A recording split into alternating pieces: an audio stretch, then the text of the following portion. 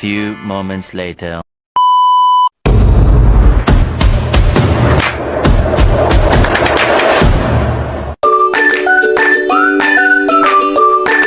Retensi karyawan adalah upaya perusahaan untuk menjaga karyawan agar tetap bertahan dalam jangka waktu yang lama. Hal ini penting karena biaya perekrutan dan pelatihan karyawan baru bisa sangat tinggi, dan turnover yang tinggi dapat memenuhi moral dan produktivitas tim. A. Perputaran karyawan. Perputaran karyawan adalah bagian penting dari strategi SDM atau sumber daya manusia, yang berfokus pada bagaimana sebuah organisasi menangani proses masuk dan keluarnya karyawan. Dalam konteks ini, perputaran karyawan dibagi menjadi dua kategori utama, perputaran sukarela dan perputaran paksa. Setiap jenis perputaran memiliki dampak dan tantangan yang berbeda bagi perusahaan, serta memerlukan pendekatan manajerial yang spesifik. 1. Perputaran sukarela. Perputaran sukarela adalah ketika karyawan memutuskan untuk meninggalkan perusahaan secara sukarela.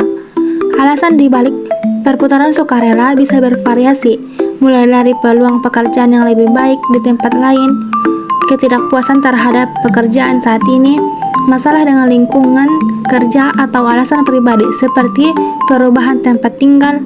Untuk mengelola perputaran sukarela, perusahaan perlu melakukan beberapa langkah strategis.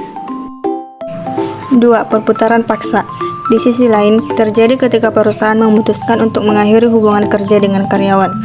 Alasan untuk perputaran paksa bisa termasuk kinerja yang tidak memadai, restrukturasi organisasi, atau penurunan dalam kebutuhan bisnis.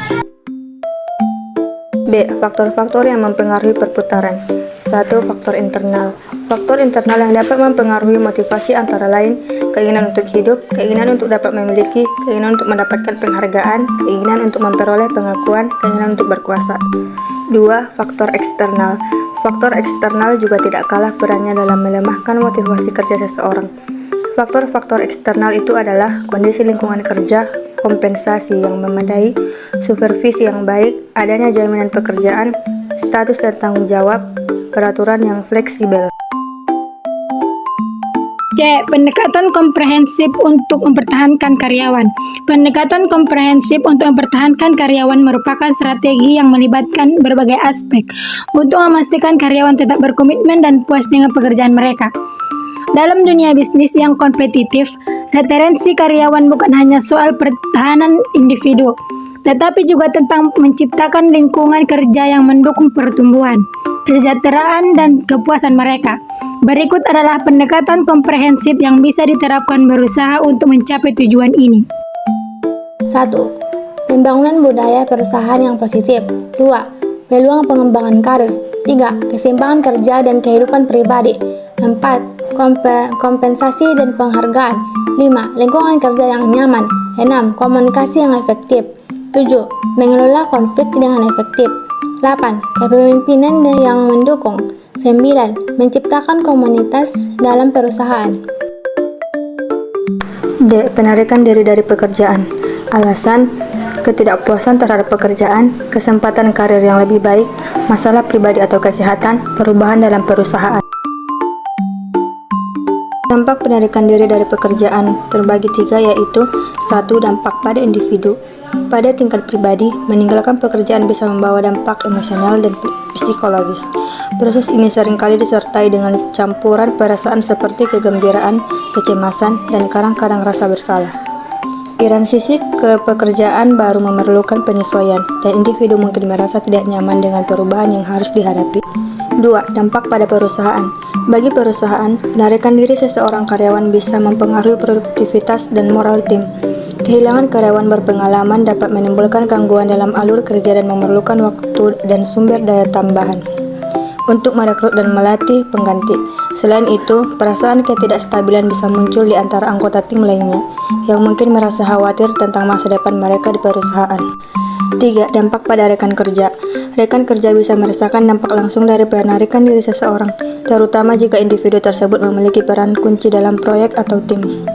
Penyesuaian beban kerja dan tanggung jawab seringkali diperlukan, dan rekan kerja mungkin harus bekerja lebih keras untuk menutupi kekosongan tersebut. Proses penarikan diri yang efektif. Untuk memastikan proses penarikan diri dari pekerjaan berjalan dengan lancar, beberapa langkah penting perlu diambil. Menilai keputusan secara matang sebelum memutuskan untuk mengundurkan diri. Penting untuk menilai keputusan secara mendalam.